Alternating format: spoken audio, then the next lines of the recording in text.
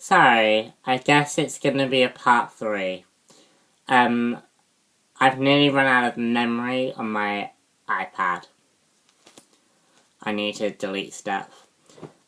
So I got up to the final show, Bart's death. Bart's death is a perfect homage to his beginning and to his end. Because when Bart started off in Season 4, he was a loner. He didn't have any family, not really any friends. The way he dies is a polar opposite. Bart has a good set of friends now, and also through the Speed Force, he, in a way, gets a family, because he sees Flash and Kid Flash. And he becomes a part of... He becomes a part of something bigger than himself. And it's such a nice little homage to play. And I praise Brian Q. Miller so much because the way he did it was perfect. Finally we have, we also have, meanwhile, Chloe Sullivan playing through her Earth 2 counterpart. And we're seeing the Earth 2 Chloe is slightly more stronger than Chloe herself was in her Earth 1 counterpart. She and Clark aren't friends, really, and she lives through Clark's carnage of destruction that he left as both Ultraman and before Ultraman, really. And Ultraman is so cool in this universe. He's such a badass. And he was a badass in Season 10 and he's badass in comics. It was great. She also seems to still be Watchtower. I didn't really understand that because Chloe doesn't have the same experiences that led her to become Watchtower. So I was a bit confused there about why the Earth 2 Chloe would become Watchtower in the first place.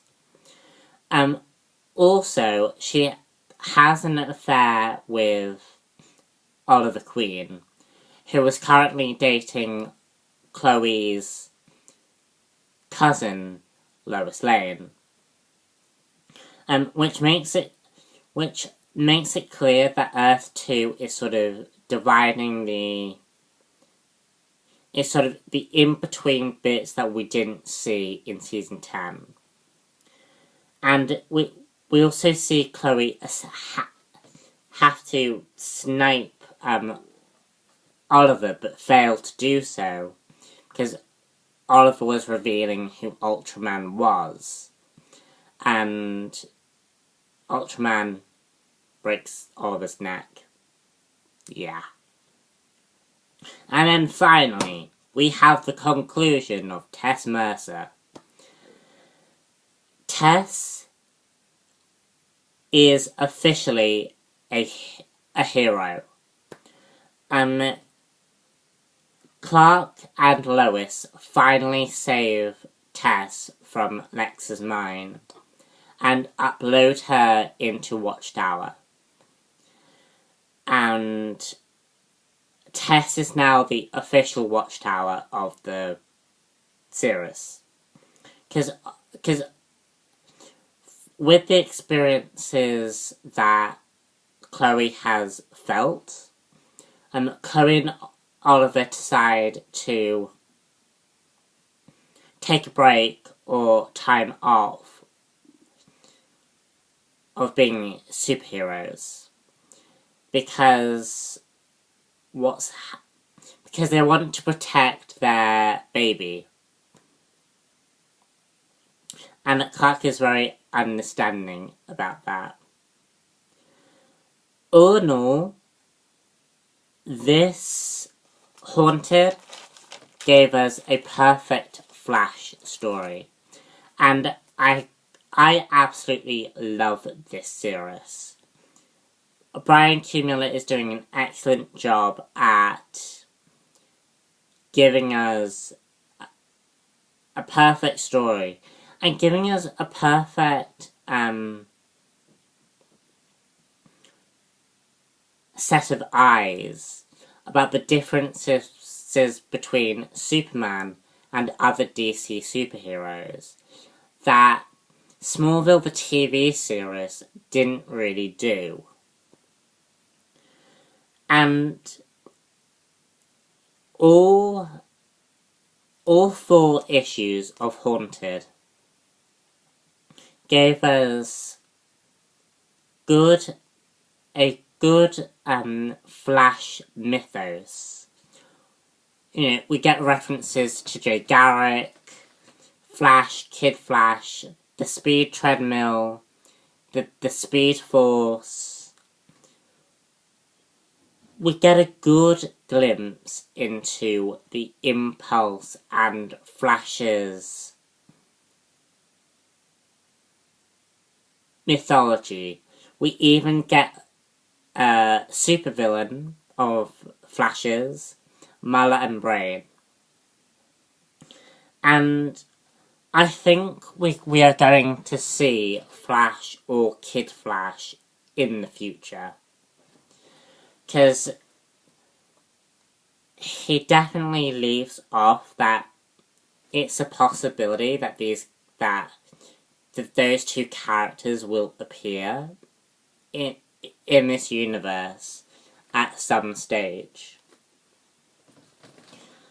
I like the escalation that we're getting in the overall arcing story arc. It appears that the characters are to face the Monitors. Now, if you don't know who the Monitors are, the Monitors basically protect all 52 Earths of the DC universe. Like, they basically protect each alternate timeline. And I just think that is a perfect villain to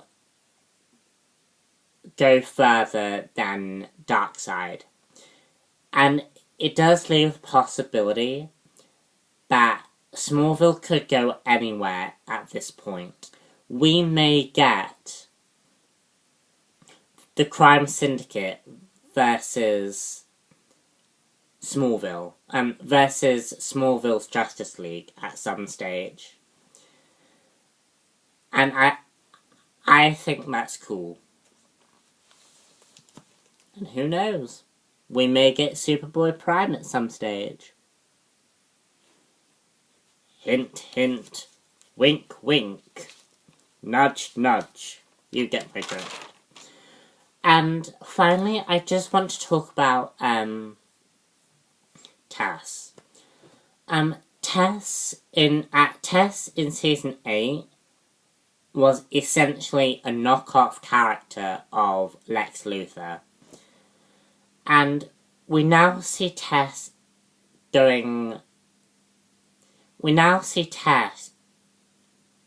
accepted into the superhero community as a superhero herself. And obviously with Chloe's essentially retirement of the Watchtower, And seeing Tess